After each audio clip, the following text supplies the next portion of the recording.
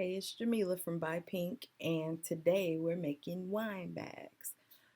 Cricut just released the new wine bags. There's also makeup bags and pillow covers for the infusible inks. And here are some of the new colors that they've also released. I used two different uh, sets of colors for this project. I used the scatter dots and splash for this project. Um, of course, the first thing you want to do is upload the design to Cricut Design Space and resize. I resized mine to 5 inches by 11.5 inches, and those were the settings that I cut it at. You're going to set your machine to cut infusible ink transfers, and then place the transfer sheet shiny side or transfer sheet side down onto your standard grip mat. Load it into the machine and go ahead and cut.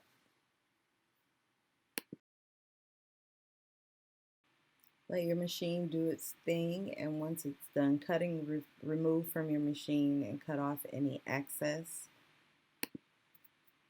Uh, that way you can save it and use it for another project. And then you're going to crack and peel. It's pretty easy to peel off the backing. You see me cutting off the excess here. There was actually quite a bit of excess, and I can make another wine bag or something different. I really like how vibrant the colors are with the Cricut Infusible Inks transfer sheets. I don't have a lot of experience with the pens, but I'm planning to do some things with that in the near future. But as I said, go ahead and crack and peel. The lines on this design are pretty thin, so I had to be semi-careful. I wasn't careful enough because I lost a D.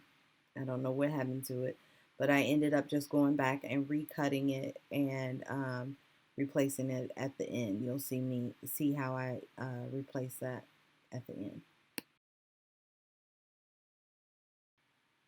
As you can see, when peeling mine, some of the white paper stayed behind, and that's not going to cause an issue at all with your design. Um, you just don't want to leave any color behind. So here I am trying to press out the crease a little bit, and also heating it to remove any moisture that might be left or might be in there from it being stored. I use, like I said, two different transfer sheets because I wanted some kind of color difference. So I am just placing the wine glass from the design onto the same transfer sheet so that I only have to press it once. At this point, I didn't know that I had lost my D. I don't know how I didn't see it when I was placing it down, but anyway, so place the transfer sheet sticky side down and make sure it's stuck pretty well to your bag or whatever you're making. If you have to, you can use heat tape to help press it down. And I press at 400 for 45 seconds using a medium pressure. And you want to make sure that the pressure you're using even pressure, because if not, you end up with something called ghosting, which that just means that you have spaces that are lighter than others because it wasn't pressed all the way down. Here you can see that my D is missing. What I ended up doing is just cutting out a new D out of the same paper and placing that D onto a piece of heat tape. You don't want the heat tape to cover the other letters, because once you put that heat tape over the already transferred part, and then heat it with your press, it pulls up some of the colors. I found that out on accident.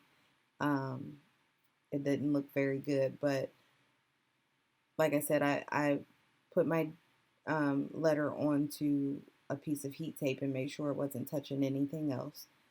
Then I covered everything with a piece of parchment paper and repressed again.